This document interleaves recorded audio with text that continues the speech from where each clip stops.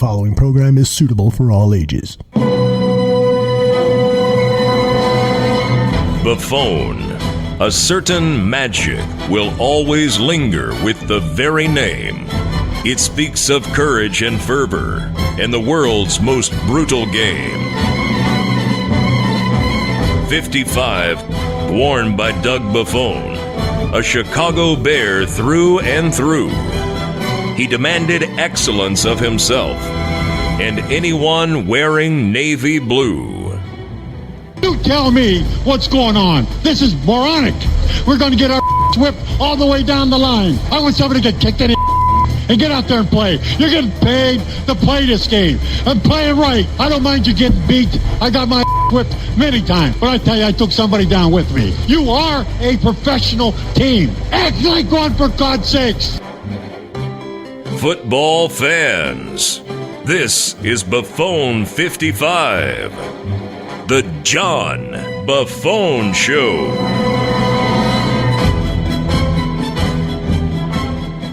Welcome, Barflies, Bear fans, and maybe some Chief fans out there. Thanks for tuning into this episode of Buffone 55. I'm your host, John Buffone, and I'm coming to you live on Tuesday night, December 17th, over our Bears Barroom Radio Network live channel on Mixlr.com. Every week, we analyze the Chicago Bears and add an in-depth look at their upcoming opponent. Here to help us break down the Chiefs this week is Farzin Vousoughian, host of the Chiefs Zone podcast. Farzin's going to join us in just a bit, but first, I want to welcome our producer and moderator, Alyssa Barbieri. Alyssa, after the Packers knocked out the Bears last Sunday, you noted over at BearsWire.com that Chicago has now lost 17 of the 20 games they've played against Green Bay this decade. How happy are you that this decade is going to be over in a couple of weeks? I still can't believe, even as I typed that was an actual stat, but it is a real stat. They have just won 3 games in the last 10 years.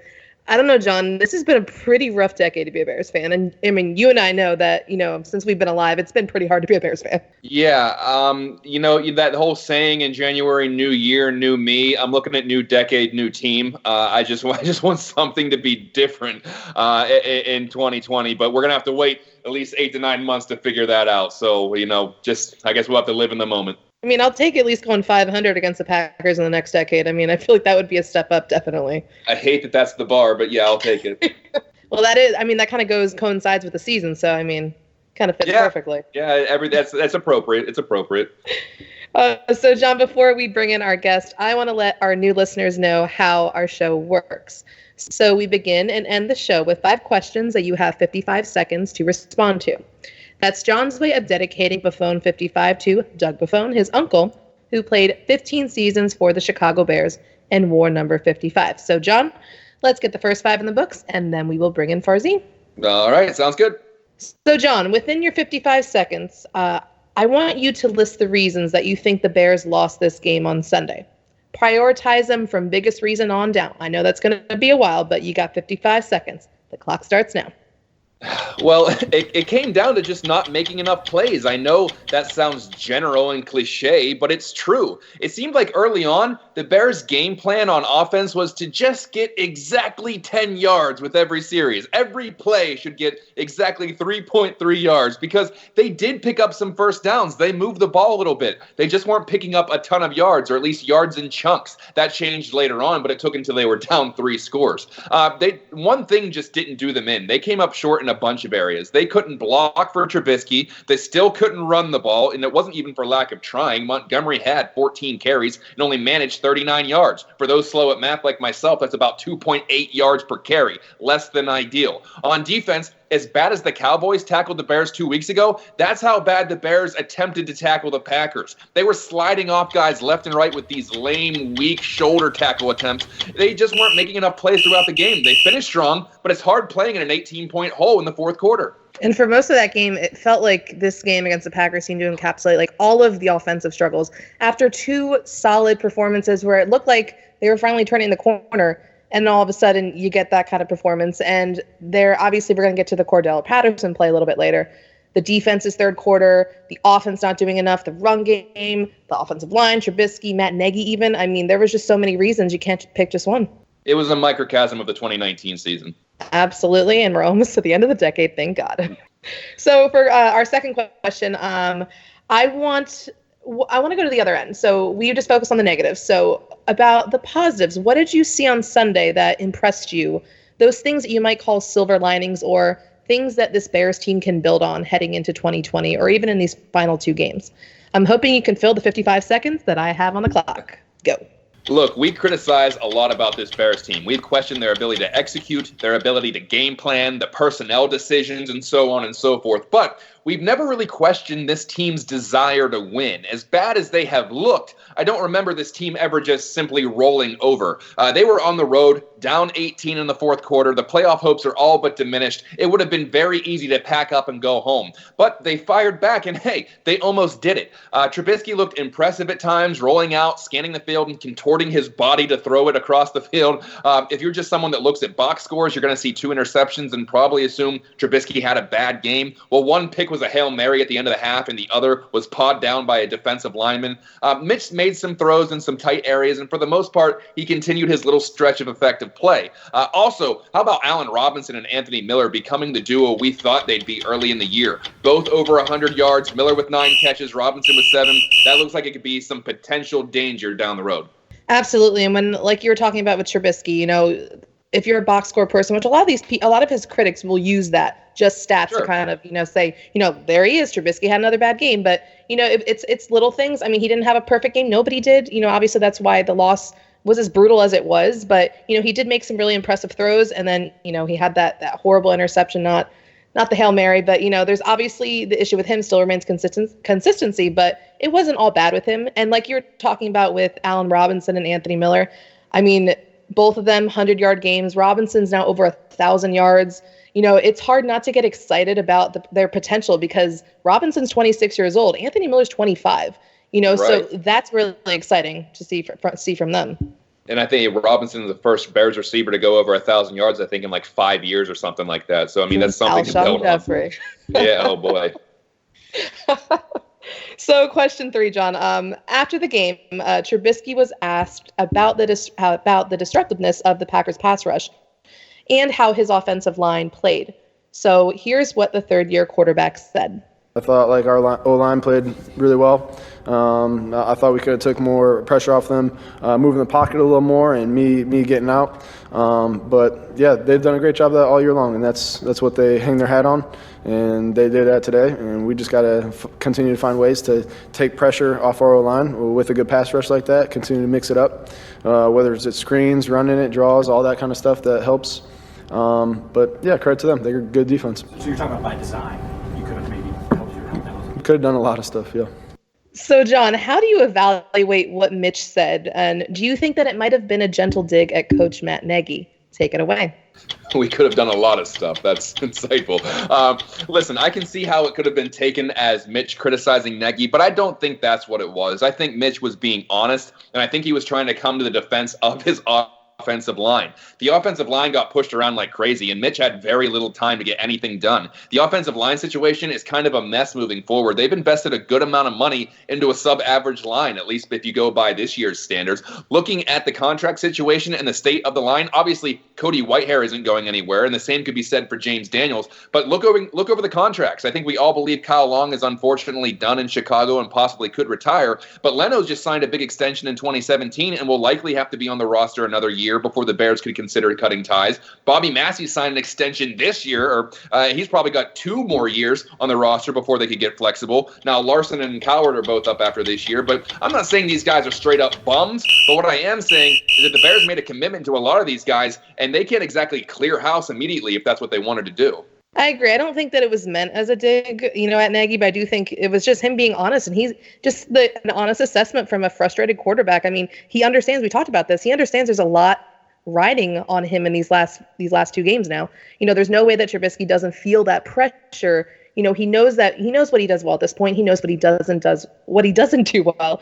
And he was riding a wave of confidence in especially those last 2 games that we saw. So, I get it because, I was just as frustrated, watching, what Nagy kind of go back to what didn't work and, being like, but come on, what works? Go get back to that, but Yeah, and Mitch knows what works. He's the one saying we could have rolled. Yeah. He knows he plays better on the run. He knows he throws the ball better when he's in that running rhythm. So I don't know why we didn't see more of that. But, I mean, that's your quarterback saying, hey, like you said, I think he's being honest. I don't think he's trying to take a shot at his coach because I just don't think that's his nature. But I think he was being honest when he says we probably could have done that more. And I don't think that's just being honest, not necessarily being, snarky.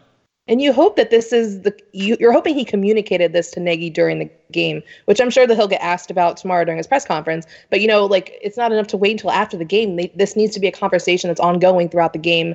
And I know that Matt Nagy said that they are constantly communicating, but I specifically want, I want to hear from Mitch what went down. Yeah, well, whatever. It doesn't matter now. Doesn't matter now. So, John, you're not one to moan about officials usually, but perhaps you'll agree that when two teams are closely matched, missed calls can play a big role in determining a winner or loss. So, obviously, in the first quarter, Packers returner Traymon Williams caught Pat O'Donnell's punt at the 50-yard line, and special teams ace Cordero Patterson's hit knocked the football loose with the Bears recovering. Unfortunately, the officials ruled that Patterson hit the returner too early.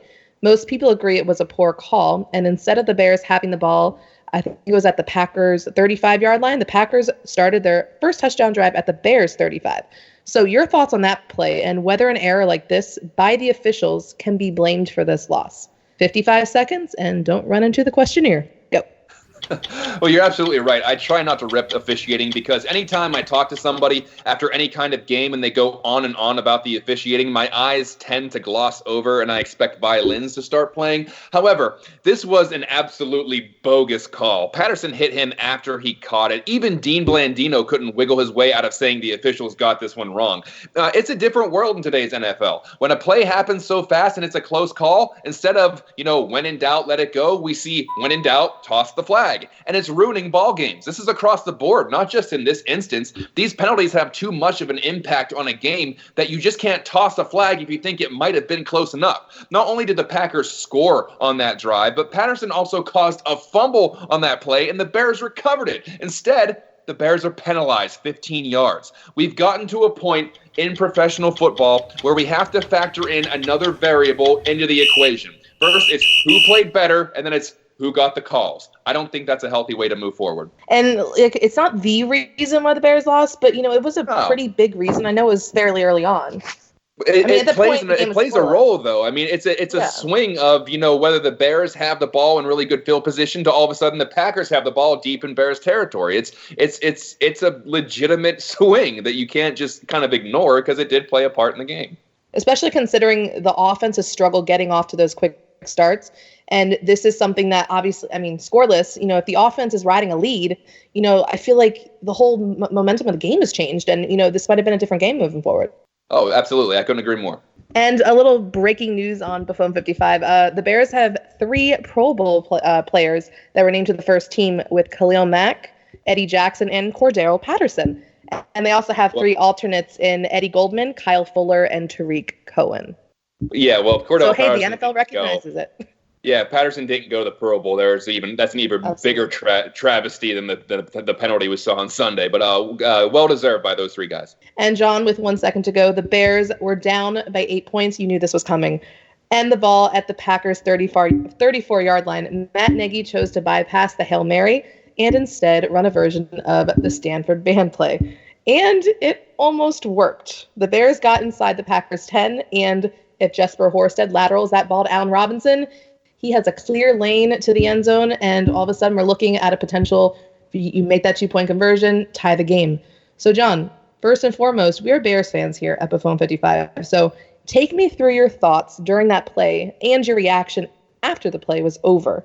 You've got 55 seconds, and then welcome in our guest. When I saw the short pass to Cohen, I was immediately like, crap, it's going to be one of those chaotic lateral messes that never, ever works. And then I saw Cohen reverse field and toss it back to Mitch. And at this point, I'm thinking, okay, where do the wheels fall off? When he got the ball to Jesper Horsted and I saw Cohen and Robinson trailing, I let out an audible go. and then a pitch it, and then another pitch it, and then there was a yell and anguish when it didn't work out, and I was thinking, well, isn't that just appropriate? If Jesper just would have pitched it, they could have won. If the 2019 Bears just would have taken care of business against the Chargers or the Raiders, they're still in the hunt. If they just would have been able to pull out that first game against the Packers, they could have been in the hunt. If they just would have yada, yada, yada, yada. This season is full with a bunch of if they just would haves. Looking back on the play itself, it seems like it was well practiced. As soon as Trubisky threw the ball, he took off down the field as if he was going to be a pitch option, which he was. And even though it could have been a coincidence, it looked like Cohn and Robinson streaking down the sidelines was by design. But Jesper could have been a king, but instead, he's the jester. All right, I want to welcome in our guest tonight. He's the host of the Chiefs Zone podcast, Farzin Vousoughian. Farzin, how you doing, buddy?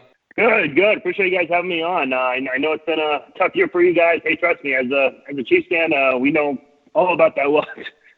Too much. Well, yeah. We've gone through it many times.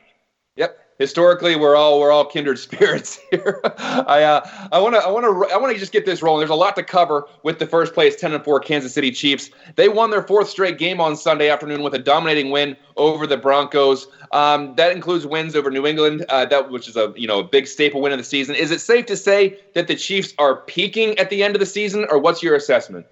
No, I think that's a great point. I know there are some struggles offensively, but you look at this defense. This defense has really tore it up lately. You look at some of the acquisitions that they got in the offseason. They gave up a first-round pick and a second-round pick for next year in getting defensive end Frank Clark, who just got his first career Pro Bowl bid, if I'm not mistaken. And they also got Tyrann Mathieu, the safety, coming in. And they've both been playing really well lately. They both got off to really slow starts. And it's hard to say if they were just struggling or if it was hard for them picking up this new defense under Steve Spagnuolo, who, of course, is famously known for that big Super Bowl win against the Patriots several years ago. But since Week 11, this defense has been playing really well. They've only allowed 4 offensive touchdowns, which is the best in the NFL. And as far as opponent's third down goes, only allowing 30%. That's the third best in the NFL right now since Week 11. So this defense is definitely peaking at the right time. The offense, they struggled quite a bit, but they definitely picked it up in this past Sunday's game against the Broncos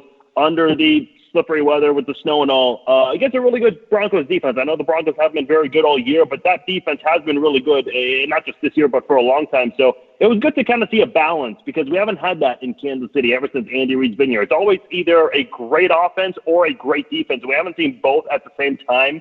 It's been hard to see that. So hopefully we get that. That's the hope as we get closer to the playoffs. You talked a little bit about Steve Spagnuolo. What is the defense doing differently this year as opposed to what they were doing last year?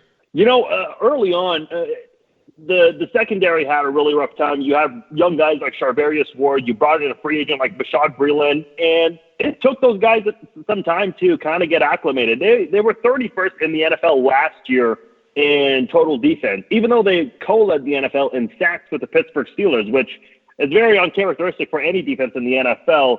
But now you're starting to see this defense play well. They're playing good cover defense in the secondary, especially Charvarius Ward. I feel like he has improved quite a lot as the year has gone on. Bashaud Breeland, he's not committing as many penalties as he was early in the year, and I think that's definitely been a big difference this year. You've seen a lot of improvement in those areas.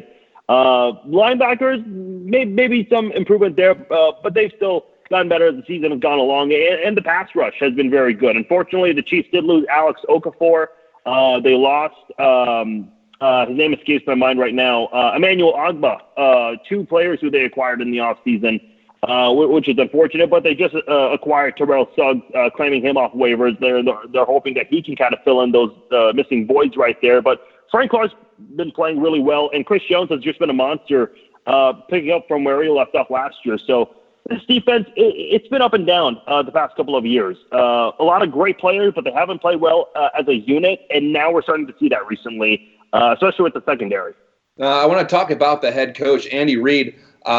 He's been the coach there since 2013. What is the overall fan analysis of Andy Reid? Is he already beloved there, or does he still need a, quote, show me something season? I've got to say it's a mix of both. It really is.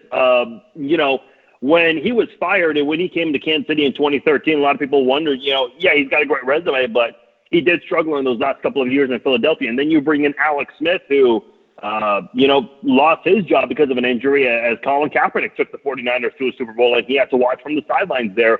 And then you see these guys come to Kansas City, and they try to rebuild all these other issues that the team had, and they didn't change a whole lot on the roster from that 2-14 team that was coached by Romeo Crennel the previous year. And a lot of people wondered, why was this Chiefs team not good in 2012? Well, it was because of the coaching, and Andy Reid definitely has changed the culture in Kansas City. In fact, when the Chiefs won the AFC West in 2016 and in 2017, that was the first year in franchise history this team has won the division in back-to-back years, and now they've won it in 4 straight years. Now, there is still some criticism from Andy Reid, especially from me. The play calling has been an issue against the Titans game the last time the team lost. Just the way they finished that football game, the play calling was a disaster there. And you look at some of the games that they won against the Chargers, against the Patriots. A win is a win for sure, but there were still a few Chiefs fans out there that were complaining about the play calling and Andy Reid's inability to put teams away. And it's been kind of nice to see that in the last couple of games where Andy Reid's play calling was more aggressive and a little bit better, and you were able to play better football for 4 quarters. And look, Andy Reid's been a head coach for a long time, but he's still missing that big Super Bowl ring in his resume. He hasn't gotten that yet, and there are a lot of longtime critics, especially those in Philadelphia, who are saying that there's a reason why Andy Reid hasn't won a Super Bowl and will never win a Super Bowl. And I'll be honest, I'm kind of concerned there too, because this Chiefs team does have a really unfortunate history under Andy Reid, blowing big games. The 28-point lead against the Colts in the playoffs in Andy Reid's first year, the 18-point lead at home against the Titans in the playoffs. And there was another one where they scored 2 touchdowns, whereas the Steelers, coming into Arrowhead for a playoff game, they scored 0, and they still beat the Chiefs. So there have been some really unfortunate losses here, and you ask yourself, what if with this football team moving forward? So Andy Reid's a great coach, no doubt about it, but when it comes to playoff time, that's where the concern rises. I feel like that's where some Chiefs fans get a little skeptical there. So it's going to be interesting to see how Andy Reid approaches this this postseason compared to past years. One big positive on the Chiefs team is quarterback Patrick Mahomes. He completed 27 of 34 passes for 340 and 2 touchdowns against the Broncos. Based on those numbers, it looks like the knee, ankle, hand, and whatever injuries he's dealing with are not really hurting his production. What's the latest on Mahomes? Yeah, I mean, this guy's really incredible to watch. He really is. He's dealt with a lot this year. You mentioned all the injuries. He had some issues gripping the football a couple of weeks ago, but was able to do a little bit of a better job of that in the Denver game. He struggled with that in the Patriots game, but still found a way to go out there, sling the football, find a couple of open receivers in the end zone. So this guy's different, man. He really is. When he goes out there, I mean, you're just impressed. Even though you expect it from him at this point, the kinds of things he's able to do is really impressive. And in fact, we've seen so many different players have big numbers, and it's because of Mahomes. Travis Kelce and Tyreek Hill, everyone knows those guys, but when Patrick Mahomes took over as a starting quarterback, Kelce and Hill both got even better numbers. Sammy Watkins at one point has looked like a number 1 receiver at times, and I think it's because Mahomes has been making him better. Demarcus Robinson, a guy who's not a starter on this team, he's one of the backup receivers on the team, part of the depth chart. He's even had a couple of big games for Kansas City trying to help out this offense. And again, I think it's because of Mahomes and his ability to distribute the football and make everyone around him better. So he's definitely been a lot of fun to watch. And he's still dealing with those injuries. His name is on the injury report, but doesn't seem to be affecting him too much.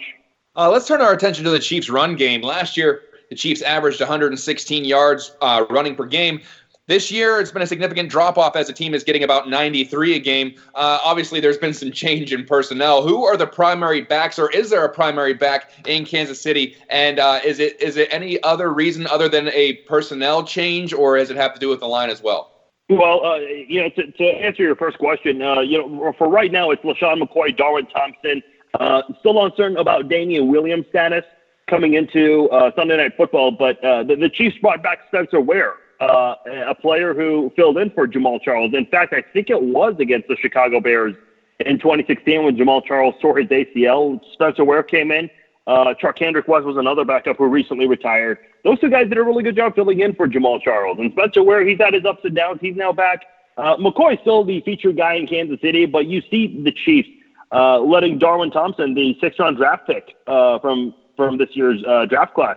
He's been getting some snaps lately and some touches. So he's a very small guy, but very aggressive as well. Very hard to take down. And this is the type of guy that you like to watch. He definitely battles on every single play. So Darwin Thompson's another guy to keep your eye on. And to answer your other question about, what the issues are, I mean, everyone's aware about what happened with Kareem Hunt and the unfortunate situation that happened last year where the Chiefs decided to cut him and let him go. The thing about Kareem Hunt, he fumbled on his very first snap in the NFL, and that was against the Patriots in that season opener in 2017. After that, Kareem Hunt never fumbled again. He never fumbled in college. So, the whole fumbling thing, man, I mean, we got so used to running backs not fumbling, and then when Kareem Hunt is no longer on this football team, you start seeing some fumbles from the running backs. Again, we're not used to that. That's a very rare thing to see, a running back that doesn't fumble. Well, LaShawn McCoy's had a couple of fumbles, some concerns about how he handles football while he runs.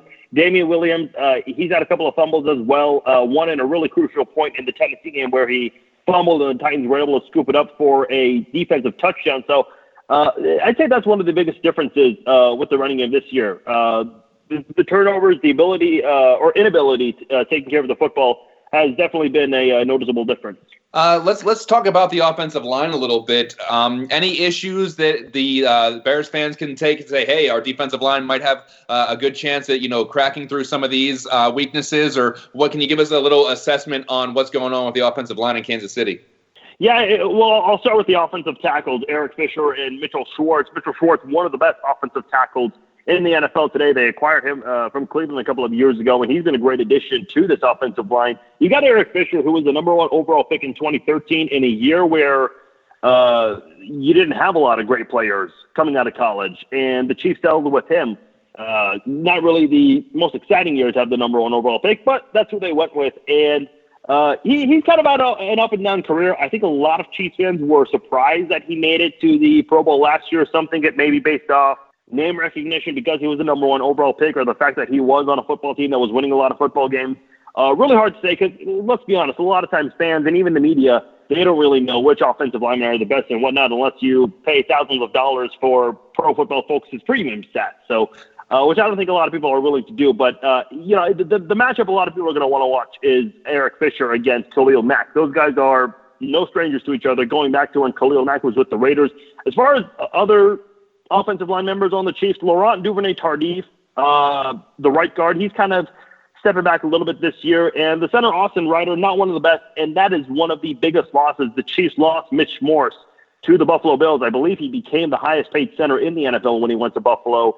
And that has been a big difference at the offensive line right there. That interior offensive line right there is a big weakness of Kansas City's, and I think that if the Bears want any chance in trying to slow down Mahomes, they're definitely going to have to apply pressure through the middle. But, don't doubt Mahomes either. He's good at picking up the blitz and being able to move around when he needs to. So that's going to be very interesting to watch, how they're going to exploit the middle of the offensive line, and if Khalil Mack can catch him and not let him get out so far out of the quarterback box. That'll be a very interesting matchup to see. Talking to Farzin Vousoughian, host of the Chiefs Zone podcast, I want to move over to the other side of the ball now. Which players are providing a pass rush as far as who the Bears got to worry about coming after Trubisky, and how big is the injury to Alex Okafor, who notched 5 sacks in 10 games? Yeah, well, I mean, to go back to Okafor, what you were saying, Terrell Suggs coming in, that's a big one right there. What kind of an impact will he have? I know he had 5.5 sacks this year. Is he going to be able to provide that kind of spark that the defense need in trying to replace those guys? We'll right now he's behind Tino Passanio and Frank Clark on the depth chart, but Passanio is the guy who they drafted a couple of years ago in the second round. He's been able to contribute at times. In fact, Passanio has actually been really good when it comes to blocking field goals. He's had a hand on a couple of them this year. Chris Jones, that's the monster right in the middle of that defense, and Frank Clark got off to a very slow start, Frank Clark that is, and he's dealt with a couple of injuries, had the neck injury, battling the flu. But this guy has been able to fight through it. He really has. He missed a couple of games due to a couple of the injuries he had, and came back really strong. Ever since he came back strong from that injury at the midway point of the season, he's been a much different Frank Clark. This is the Frank Clark that the Chiefs gave $105 million to. They were waiting for this guy to show up. Took some time, but as you said at the beginning of this segment, they're peaking at the right time, and Frank Clark's been one of the better pass rushers in the NFL in the past couple of weeks. So it's been really good to see. Those are the two guys, Chris Jones and Frank Clark, that Bears fans need to worry about the most. Now, the Kansas City Chiefs have had a reputation early on in the year not being able to stop the run.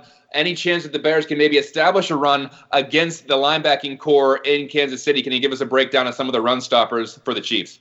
Yeah, that's actually a really great question. A lot of Chiefs fans have been saying that they've been impressed with the run-stopping defense, and I've got to disagree because I don't feel like the Chiefs have been challenged too much on the ground. You look at the last 4 games, the Chargers ran the football just 19 times, running almost 5 yards a carry, but they had to abandon the running game because the Chiefs got off to such a big lead. The Raiders were actually doing a great job running the football, 25 times for 122 yards. But again, falling behind in a blowout, you can't really run too much. You look at the Broncos, they got 2 good running backs on that football team, and Philip Lindsay and Royce Freeman, but they only ran it 15 times. Again, it's a blowout. You have to abandon the running game. So, I feel like Kansas City's rush defense hasn't necessarily been challenged, and I think it's because this Chiefs offense has done a great job getting off to good starts, especially in the second quarter. They've dominated the second quarter this year. In fact, that's the Chiefs in the second quarter is the best. I don't know what the point differential is. I don't have that in front of me, but I know it's the best of any team in the NFL. As far as a couple of the run stoppers on this defense that you were asking about, you got to look at Anthony Hitchens, the linebacker who the Chiefs signed from the Dallas Cowboys, Damian Wilson, who they also got from the Dallas Cowboys this offseason. So those are 2 guys who have definitely contributed the most in trying to stop the run. Again, like I said, they haven't been challenged too much. You look at where they rank right now in stopping the run. They're 26th in that category. Not very good. They've improved in a lot of other areas.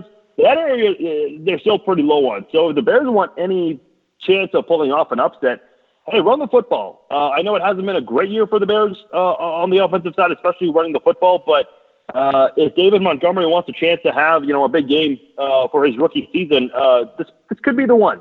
Just depends, if the Bears don't fall too far behind. Yeah, maybe you don't put pressure on Mitchell Trubisky and you can let David Montgomery run the football.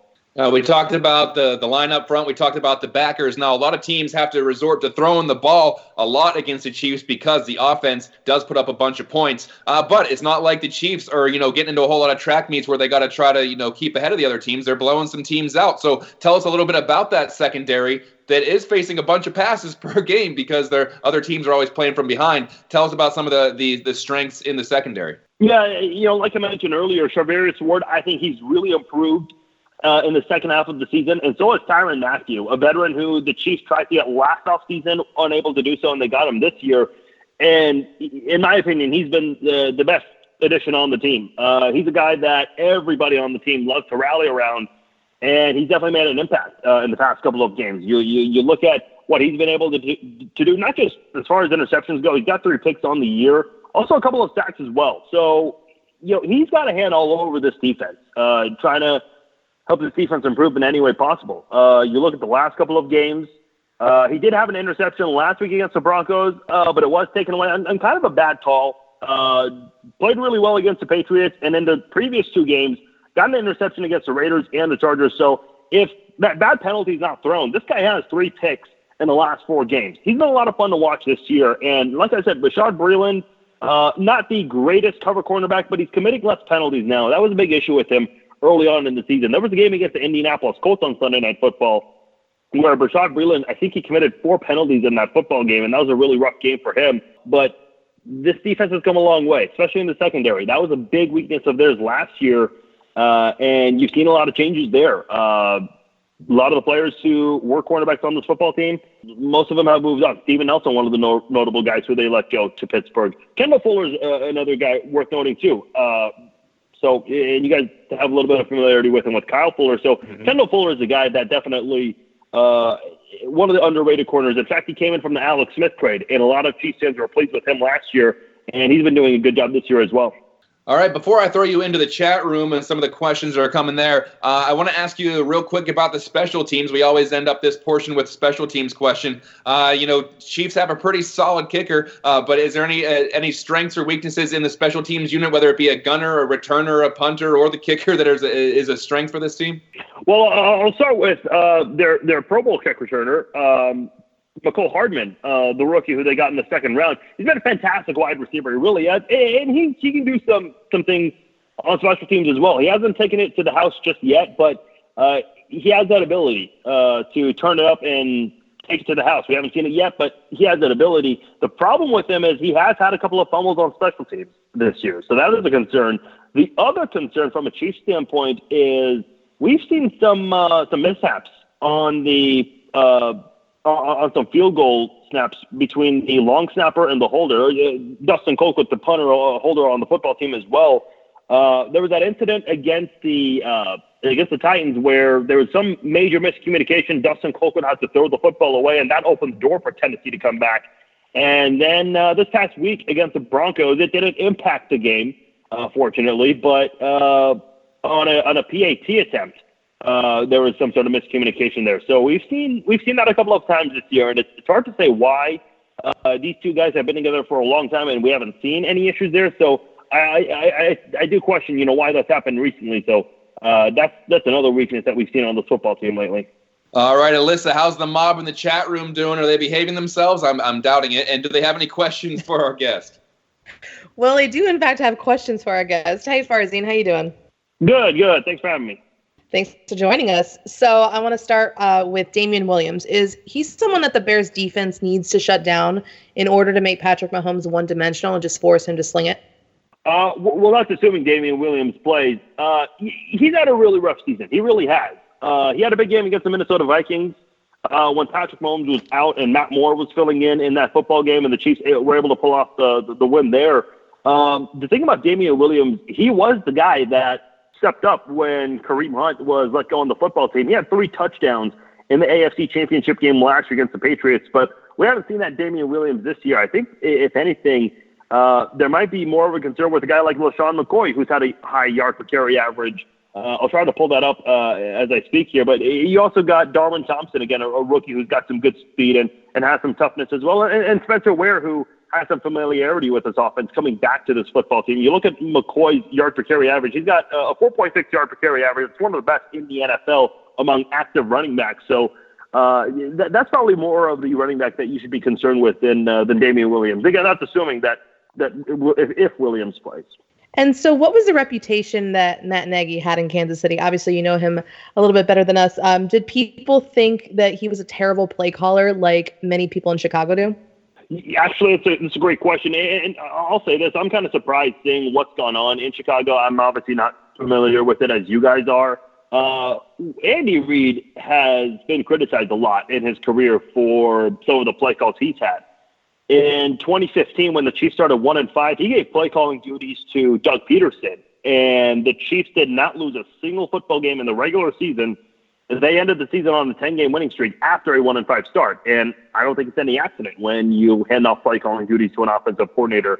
The Chiefs were kind of up and down in 2017, but in their last 4 games, when Matt Nagy took over play calling duties, they didn't lose a football game in the regular season. So again, I don't think these things are an accident. But I mean, from a Bears standpoint, and like I said, I haven't followed the Bears too closely like you guys have. It is kind of a surprise to me seeing the struggles that Matt Nagy has had with the play calling, because when he took those over in Kansas City, granted he was not a head coach, he was just an offensive coordinator. I mean, there were a lot of changes. You saw a lot of improvement with the offense in season when that took place. So that's one of the things that surprising take place in Chicago right now with him. And so the Bears linebacker core is thin. Do you expect the Chiefs to scheme heavy and to attack those linebackers with short to medium range passes? Yeah, you definitely have that capability. You look at everyone who Patrick Mahomes has to throw to. You've got Tyreek Hill, a very speedy guy. You've got Sammy Watkins, who also has a lot of speed. Demarcus Robinson hasn't been a big playmaker in a while, but he's capable of it as well. But the name I haven't mentioned from that list, Travis Kelce. He just shattered the record for 4 consecutive seasons of 1,000 receiving yards by a tight end. Never been done in NFL history before. Not Gronk, not Antonio Gates, not Tony Gonzalez, which is a little surprising. So if that's a concern for Bears fans on that defense, and I think there's a reason to be concerned about that, yeah, I can see Patrick Mahomes and Travis Kelce hooking up again. They did a great job last week, and I can see him doing it again this week on a lot of short to medium passes there and trying to gash through this Bears defense and trying to move the chains and eventually get to the end zone. Oh, you're killing us with the talk of all these great tight ends. It's something that we really miss here in Chicago. Oh, man. Hey, trust me, I know what it's like. I mean, from 2007 through 2012, those were some dark years. Every franchise goes through it, so certainly understandable. Absolutely. And before I let you go, Farzin, I got to get your prediction for the game. So who do you have winning this? I definitely see the Chiefs giving Mitchell Trubisky some trouble because of the pass rush, but I can also see the Bears doing a little bit of that as well. This being the home game for Chicago, it's certainly understandable. Yeah, they're eliminated from playoff contention, but it is Sunday Night Football. It is in Chicago, in Soldier Field. So, I don't know. Maybe you guys can fill me in, what the interest level is like for this game. I mean, it is kind of weird seeing a Sunday Night Football game in Chicago, considering they didn't select this game out because they're eliminated from playoff contention. But, look, I mean, any opportunity you can get to try to defeat Patrick Mahomes, surely the fan base won't say no to that. In my opinion, I think draft placement is overrated. There are a lot of great players who have been drafted in the late portion of the first round or in later rounds. I think this Bears defense can give Patrick Mahomes some trouble, but I think in the end, this Chiefs team, what they're really good at, especially, and give credit to the coaches on this, they're really good at making adjustments. And I can see the Chiefs making those adjustments in the second half and pulling away. I'm going to say 24-21 Kansas City pulls away in this one. Farzin, you are a very kind person for telling us all the good things about the Bears just before you pick them to win by a touchdown. We certainly appreciate that. Before we let you go, can you please tell our audience where they can find your work and connect with you on social media? Yeah, absolutely. I appreciate you giving me the time to do that. Facebook.com/Farzin Vousoughian. It sounds, I think it is, so spell it however you want to spell it. You can follow me on Twitter @Farzin21, and then I host a Chiefs Zone podcast. Basically, you can subscribe to that wherever you listen to podcasts, Apple Podcasts, Spotify, Google Play, and you can also check out my work over at arrowheadaddict.com. That's Farzin Vousoughian, host of the Chiefs Zone podcast. Farzin, thank you so much for being on. Enjoy the game, and we'll talk to you down the road. Awesome. You bet, guys. Take care. Thanks for having me. All right. Bye-bye.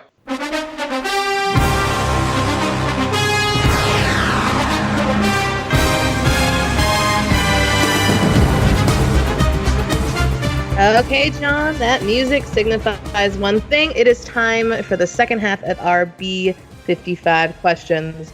So, John, how you feeling? I mean, losing 3 to the Chiefs, that doesn't sound too bad. You know what? We've had some really nice guests on this year who tell us all the great things about the Bears before they pick against us. It's almost like, hey, I'm really sorry I'm picking against your team. But they're really good. So I always appreciate kindness. I like that. They don't want to seem to, they don't want to come off arrogant or anything like that. I certainly appreciate Farzin's kindness before he picked the Chiefs, and I can't blame him for that. Absolutely. I don't even think that there's like a kiss of death even here. I mean, it's just, nah. At this point, it's just, There's 2 games left. Exactly. It is what it is at this point. Okay, John, so let's get to the next set of our B55 questions. So, John, based on what we now know about the Chiefs, what worries you most about the challenges that this team will bring against the Bears, and what areas do you think the Bears can take advantage of? 55 seconds, anytime. Well, first and foremost, I don't love that the Chiefs average about 10 more points per game than the Bears do. That, in general, is a bad omen. Also, I think Travis Kelce is going to be a nightmare. He had 11 catches for 142 yards against the Broncos. Remember the last time the Bears went up against an elite tight end? It was against the Eagles and Zach Ertz, and he did whatever the hell he wanted. He had 9 catches for 103 yards and a touchdown. And the Bears have reserve backers in there. If they have to try to cover Kelce, he could rip this team apart from start to finish.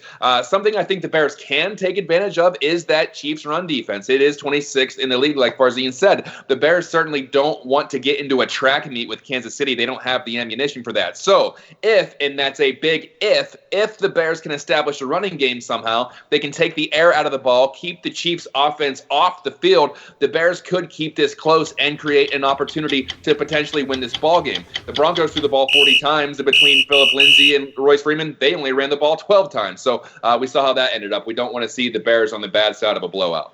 And I agree that Chiefs run defense is right for the taking, but, that's going to require Matt Nagy to not, run one running play, have it shut down, and then say, oh, whoops, that didn't work. We're just going to go back to throwing, right? So let's hope that he actually sticks with the run game.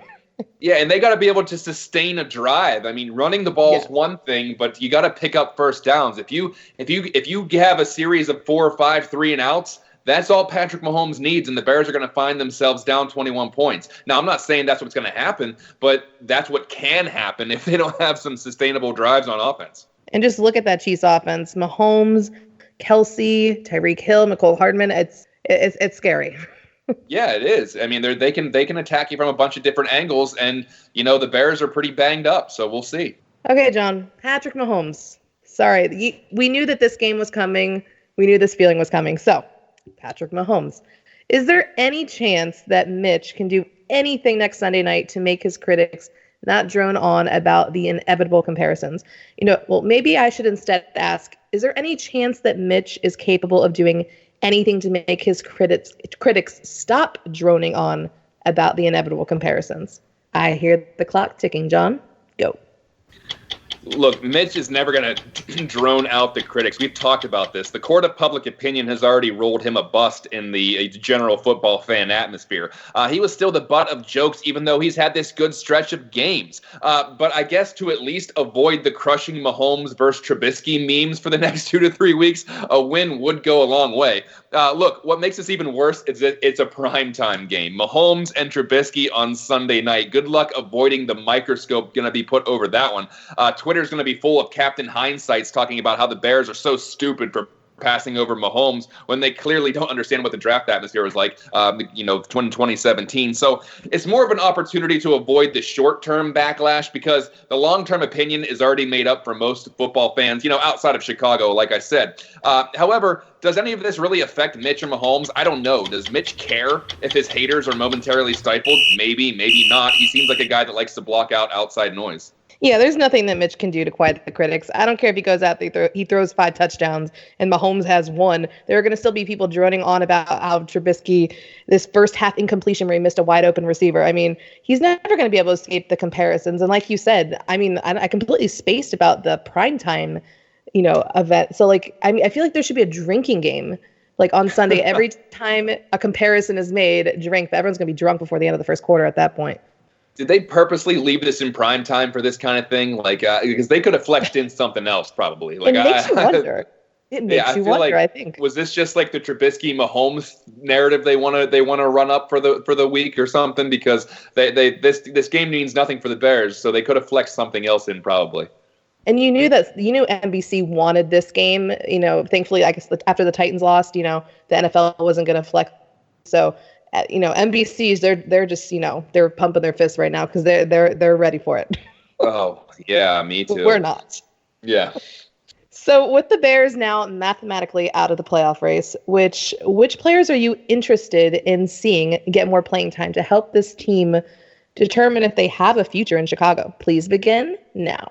Well, Riley Ridley got some more playing time on Sunday. I'd like to see what he can do at the end of his rookie campaign. Like we said before, the Bears could think about cutting ties with Taylor Gabriel if they believe that they have a good enough unit with Anthony Miller, Javon Wims, and Riley Ridley.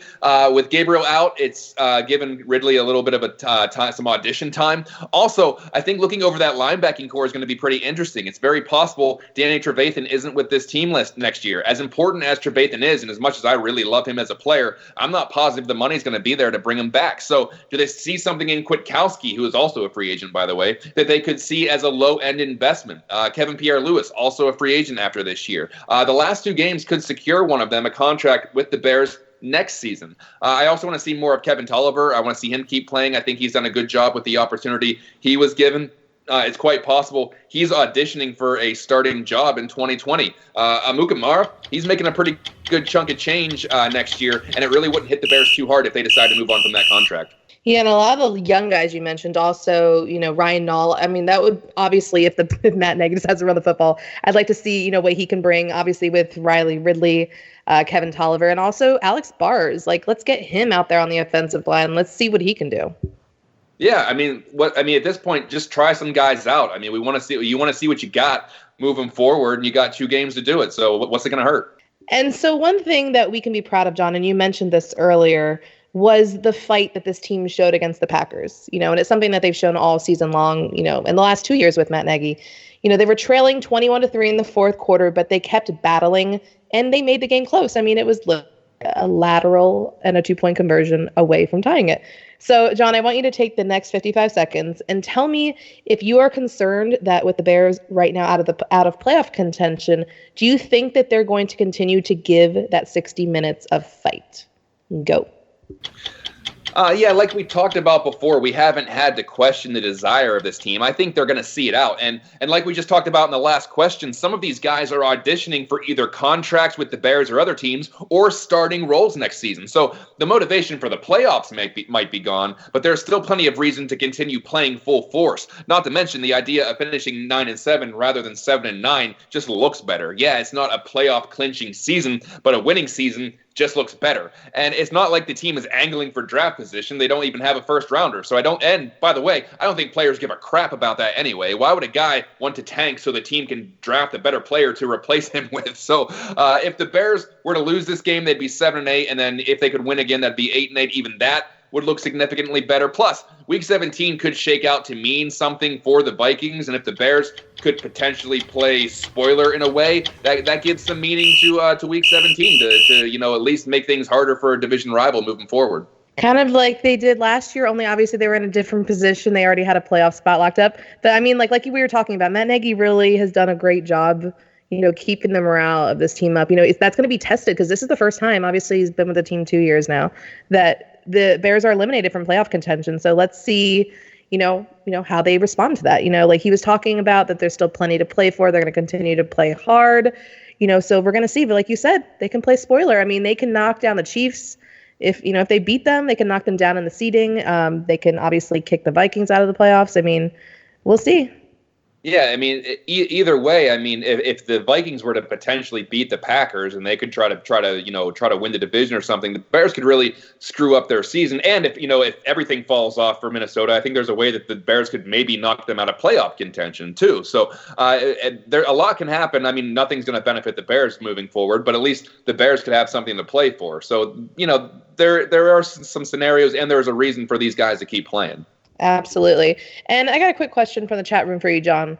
Yeah. So were you surprised that when the Bears were down by 18 in the fourth quarter and they were inside the 5-yard line, were you surprised that they went for a field goal instead of going for the or attempting to convert there and get a touchdown? At first, yeah. I was, because I'm thinking, well, what the hell is a field goal going to do? But then if you're able to cut it, basically you cut it to 2 possessions, and you're able to cut to that lead. 18 points. If you don't get it and you're still down 3 scores, that's basically ball game. At least this kind of give you another opportunity to make some stops on defense and keep going. I'm 50-50 on it because I would have liked them see to maybe go for it. That would have maybe gone a long way. But at first, yeah. But I guess I kind of understood it after you start doing the math a little bit. Yeah, in the moment you want them to go for it, but then when they don't convert, then you're like, oh man, you should just kick the field goal. It'd have been 2 possessions. So I mean, it's right, 22. Yeah. Exactly. I was thinking, okay, what the hell are you waiting for? What are you holding back for? But at the same time, they're trying to win the game too. So we'll see. Absolutely.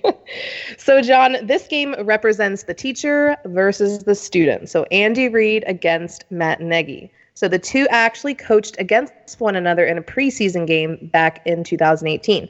The Bears chose to not play any of their starters, while the Chiefs played their starters for almost 3 quarters, and Chicago won. I mean, Chase Daniel was kind of rolling on the Chiefs there.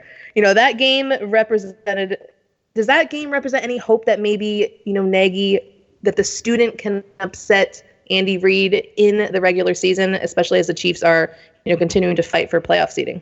I'll turn off the clock and then take us to your prediction. Right off the bat, I put very little into what happens in a preseason game, but I think this is an interesting game for the Bears head coach. Let's see if he tries to outsmart his former teacher. Let's see if they start doing all this crazy crap on 3rd and 1, and we'll see if he channels his inner Andy Reid and forgets all about the run game and has Mitch throw the ball 50 times. That'll be interesting to see how he addresses that. I want to see how he approaches this game. Is this a game plan to beat the Chiefs? Or is this a game plan to beat Andy Reid? Both of these guys know the system, so it could come down to execution and not necessarily who outsmarts the other.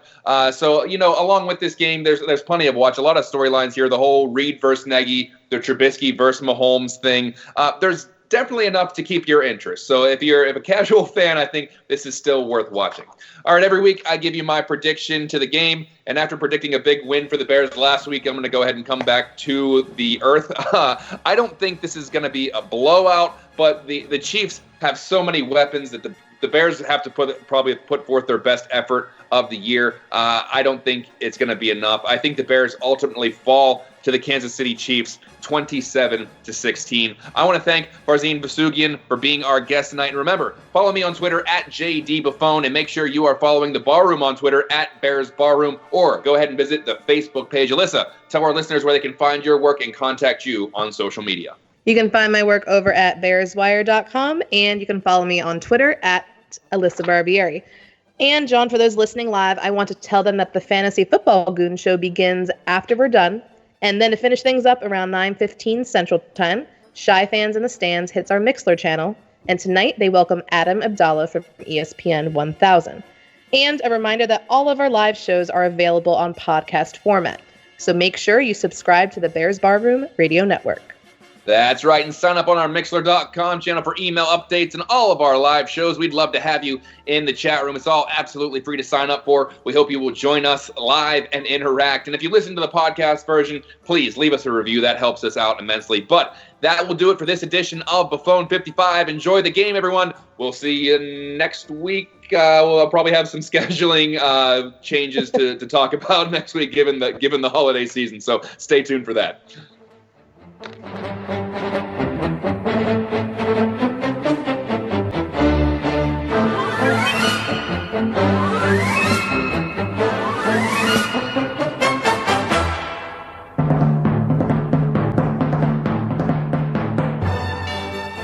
Great show, you two. Fantastic. Awesome. That guy was good. He was. Notice how I refer to him as that guy. That guy. That Come guy. on. I'll just say his name. It's Farzin. I mean, I got this now. I feel like John's got, first and last name. He's got it down. Yeah, you do. Farzin Vousoughian, that's my boy. I can only pronounce Joel Iyiegbuniwe correctly. That's it. I can't do that. Oh, God, I've been saying it wrong then. So I'm sure that that's not a surprise to him. Well, I met Joel at Bourbonnais, and I went up to him very, confidently and said, I know how to pronounce your name properly. He goes, okay, let's hear it. And so I said it, and there was this long pause, like he didn't say anything for 5 seconds. And I'm thinking, is he curling up his fist and he's going to punch me? And he goes, you were pretty close. So I can't say that I got it down correctly, but good enough for not getting punched in the face. Hey, guys, can we stick around 5-10 minutes and talk a little more Bears? Yeah. I got about 5-10 minutes to spare, yeah. All right. I got to tell you, I got to share something with you guys and get your thoughts on, what your emotions were like after the game. I was so involved with this Bears-Packers game, much more than I think than any Bears-Packers game of recent memory, probably the Chris Conte game. Just because I so desperately wanted them to win, and when they lost this past Sunday, I remember feeling emotional, like I almost wanted to cry because this season has just been so disappointing, and to lose again to these dreaded Packers and just go through, more heartache. Did any of you guys feel the same way? Yeah, and I'll be honest, because I feel that way every time they play the Packers because all you want to do is see them beat the Packers. Yeah. And week one, for the love of God, please beat the Packers. And then this has some built-in emotions to it, not just because it's Packers week, but also this is your season. Now the odds were long on them getting into the playoffs, but you had to win. You absolutely had to win. So it almost felt like a playoff game. It had the atmosphere, at least for me and probably a bunch of Bears fans, that this was a playoff game. You had to have this. You win this or your season's over. And to see the Packers, catch all the breaks, and I'm not even talking about, the officiating, even though there were some breaks there, but I'm talking about a big pass play and a break up in coverage for a touchdown. And you see they're breaking off chunk yards and Aaron Rodgers doing his thing. And it's just like, man, when is it going to be the Bears' turn for this? And I get it. There are fan bases that are far off, or they're far worse off than the Bears. The Lions haven't won anything. The Browns haven't won anything, and so on and so forth. But I mean, I hate the mentality. It's just, it could be worse. I don't want it. I know it could be worse, but it could be a hell of a lot better. And I'm waiting for a Bears team and a Bears franchise that can, string together 2 winning seasons, 2 playoff seasons. Just make the playoffs 2 years in a row, because we don't get that. We get a taste of it once every 4, 5, 6, 7, 8 years. Then we go back into hibernation, all puns intended, and then we got to wait another half decade before we get to sniff the playoffs again. That's the most frustrating part of it, because this was supposed to be the team that had that long-lasting success, and they don't. They fell flat. They were disappointed at every sense and every stretch where when there was an opportunity to disappoint, they found a way to do it. And I think that was all culmination of the Packers game, where we saw that they started slow, they came on strong, they gave you hope, they dangled that carrot in front of you, and at the end it just wasn't enough. And I think that's why it felt like that. It's just like, man, I just allowed myself to feel again, and you stuck the knife right back in, and the season's over. And who is it? It's the Packers. Only so once. and that's. I think that's why there was so much intensity in that game. And John, like you were saying, the thing, like the disappointment this entire season, it's because, like you said, this was supposed to be the year. Looking at what happened last year, and that they retained that talent. And, obviously Vic Fangio went to Denver, but they had everything in place, and this was supposed to be the year that they build on it.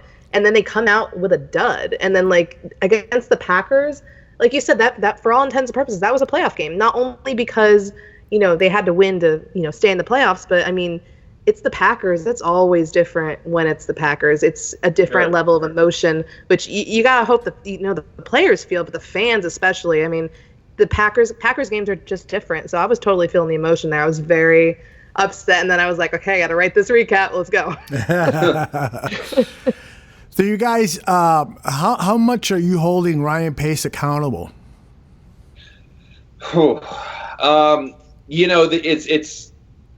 It's hard to. It's easy to look at the bad parts right now, and there are some issues there. I mean, he did not address the tight end position correctly. There's some free agents that have not worked out. You can look at the Trubisky draft pick as still, was it the right thing? Was it the wrong thing? I think people are starting to go one way or the other on that. They're going to have to make a decision at some point. I mean, where you go from executive to the year to you're wearing a clown wig the next year. So that shows you how quickly things can change in the NFL. But there are things that absolutely need addressed. And I think, Aldo, was it you that said that you don't love that you have to trust Ryan Pace with the next quarterback decision? Was that you? Yeah, I said that. Yeah, I'm sure other people have been saying it too. Yeah, and so it's what. I don't imagine that his job's in any danger immediately, or even in the next 2 years or whatever. But it's going to be interesting to see what his decision is and how he's going to address this stuff, and how are they going to make all this stuff work on the salary cap. Because the last thing I want to see is what has happened in Bears teams before in the early 2000s, where you waste a good defense and eventually guys either leave or they get old or they retire, and all of a sudden your 3-4 year window to win with a great defense is gone because you just couldn't figure out how to score at least 17 to 20 points a game. So I don't want to be on the other end of that in 2 years when this defense not as good as it is, or they're going to lose a bunch of guys in free agency. Finally, we got an average offense, which is I think we can all agree that if they just had an average to above average offense, they'd be in the playoffs this year, at least from a point production standpoint.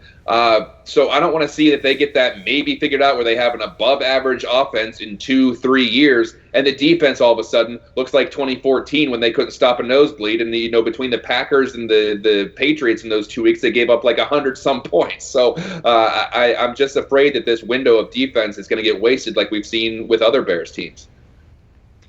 Yeah, I completely agree with you, John, because looking at it now, the Bears are allowing the third fewest points in the league. The rest of the top 5, they're all playoff teams because they have great offenses or even just above average offenses. And that's obviously a big issue, obviously, this year. But in terms of Ryan Pace, I feel like my concern heading into this season, and my worst fear has been confirmed, was that there was so much hype surrounding this team because of what they accomplished last year, that it kind of felt like they were reading their press clippings and it was kind of getting to them. Maybe Ryan Pace is like, oh, look what I did last year. I don't need to change anything. Tight end. Oh no, Adam Shaheen, he'll be fine. Or Adam Shaheen's going to come up. Trey Burton will be fine. The offensive line's great. So it felt like, hey, it worked last year. So we should just be able to kind of the playoffs again. Yeah, and I think we talked about this a couple weeks ago. It's just look at everything they did in their first year. They brought in all the free agents: Allen Robinson, Taylor Gabriel, Trey Burton. They draft a couple guys, and they're bringing in other guys. And it's we did all the work. We went 12-4. We won the division. We made the playoffs. Let's let the machine run itself in 2019. So, I want you guys to correct me if I'm wrong. Where did the Bears absolutely improve at over the offseason? Name one position that they addressed in the offseason where you're saying they got significantly better. Kicker? Kick returner. I was going to say kick returner. Yeah. Kick returner? Yeah. Some pops in my head. This name a position outside, I guess a kick returner that you think that the Bears got significantly better at. Yeah, I agree with you. I think, I think, Alyssa, that Pace, though, may have had some concerns regarding the tight end position because he brought in so many undrafted free agents at that position. He brought in Ian Bunting. Yeah. He brought in Dax Raymond. He brought in Jesper Horsted. Horsted, I think, was the last guy out of the 4. There was another guy at camp who had a few good days. I'm forgetting his name now.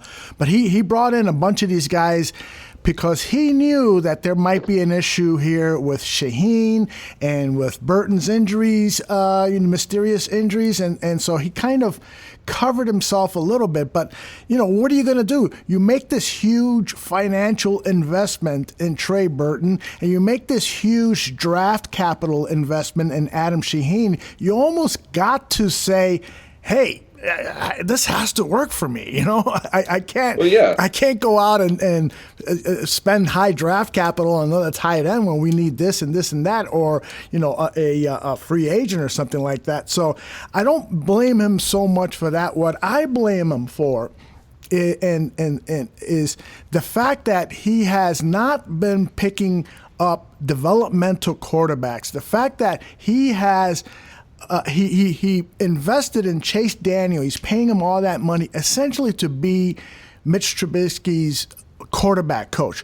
We have a quarterback coach. His name is Dave Ragone. If you don't like Dave Ragone, then fire Dave Ragone and hire Chase Daniel to be your quarterback coach because he knows the offense so well. He's such a nice guy. So I just wish that in Pace's first year, he was probably stuck with Jay Cutler because of the contract issue and because he couldn't trade up for a Mariota or a Winston, who were the top 2 quarterbacks of that draft. So he was probably stuck with Cutler, but he could have invested in a mid-round draft pick. There was a guy named Dak Prescott available in the 4th round. And the following year, there could have been a mid-round draft pick. Or the following year, there just hasn't been a dedication to having a pipeline of guys that you could develop into serviceable quarterbacks. And so now we're in this situation where your high draft asset quarterback. Mitch Trubisky is, showing you a little bit of promise, but at the same time, he just worries the hell out of you. And so we're in a situation now where what does he do? He doesn't have a ton of free agent dollars, so a guy like Teddy Bridgewater might be outside the Nah, they won't get him. Yeah. So, and you're not going, you've got 2 second-round draft picks. Are you going to invest a second-round draft pick in a quarterback? I wouldn't mind, but I don't think Pace is going to do that. So No. It's just so frustrating. When we lost against the Rams, I was calling that kind of our elimination game. And so this season, I'm almost seeing this as our elimination season, or maybe it's next season, because if we don't win next year, then we're talking rebuilding again, another 3-4 years. Oh my gosh. 100%. And look at some of the better franchises and better teams that have established quarterbacks in the league. I'm talking New England and Pittsburgh. Yeah. They spend mid-round draft picks on a bunch of quarterbacks. You look at New England with Garoppolo and Jacoby Brissett. Look at Pittsburgh. All the way from Landry Jones to Josh Dobbs to Mason Rudolph. There's always a guy in the pipeline behind Big Ben. Since Charlie Batch was there for like 10 years. But other than that, once Ben started getting a little older, they started drafting a guy in like the 3rd or 4th round every year. Yep. And you see, and they have the undrafted guy and Duck Hodges, starting for him now, playing pretty well. So a lot of these teams, they understand that they'll draft a quarterback every year until they can find one that's fits in the system, and if he has to go in there, he can play well. The Bears, when's the last time they drafted a quarterback? Outside of Trubisky, in the last, I'm legitimately asking. I don't know. In the last 5, 6, 7 years. What quarterbacks have they drafted, if any? I think we're looking at David Fales. Is that it? I think so. It's sad. That speaks volumes about the franchise where you've never had a superstar quarterback. You've had good quarterbacks, McMahon and Cutler, for whatever talent worth you want to talk about, but you've never had that icon quarterback really, and yet you're still not drafting quarterbacks. Why is that? Yep. Mm-hmm. And something that Ryan Pace said, like earlier, I'm trying to think a few years ago, was that when he came in, that he was going to draft a quarterback every year. And there's no knock against you for drafting a quarterback, even if you think you have your franchise guy in place. Exactly. It's developmental reasons. So like the fact that he's not doing that, it's like he doesn't want to be like, if I draft this quarterback, everyone's going to think, that, I was wrong about Trubisky or something, something like that. But there's nothing wrong with doing that. Every other team is doing it. And the Redskins took Kirk Cousins and RG3 in the same draft. Yeah. Oh, yeah. Great example. Yep. And I think part of it is also that they tend to kind of bubble wrap Trubisky's feelings, Yes. And I think that, if anything, he's showing that he responds better to adversity. When he gets angry, Mad Mitch is better than Mitch, who is allowed to think too much, or his feelings get hurt. I like it when Nagy yells at him and says it's time to effing man up. I like it when Mitch is criticized. There was a Sun-Times reporter who tweeted out today, it's too bad that Mitch is going to have to put up with the Mahomes comparisons on Sunday. You know what? That could be really good for him. He could use that. Yes. Yeah. Yes. And if he's too, thin-skinned to not be able to deal with that, then we've got the wrong guy at quarterback. You've got to be able to deal with all sorts of adversity as a leader. He reads all these leadership books. I'm sure it's in there in one chapter or another. Well, one of the, arguably the greatest quarterback of all time who's still playing in Tom Brady. Everyone hates him.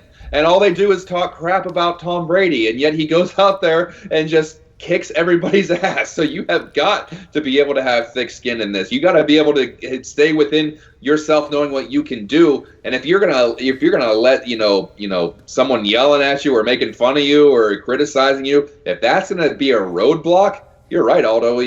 That's not the guy. No matter what the position is, you're probably not the guy.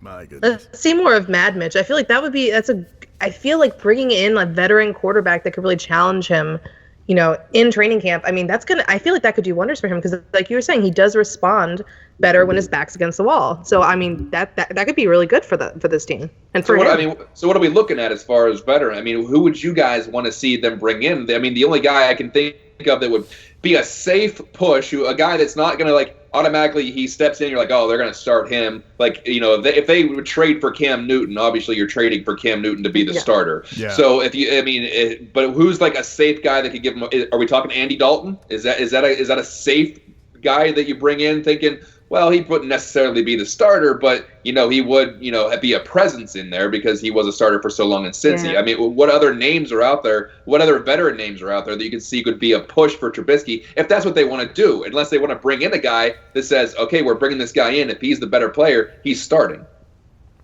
Well, here's a list of the free agent quarterbacks. Drew Brees and Tom Brady.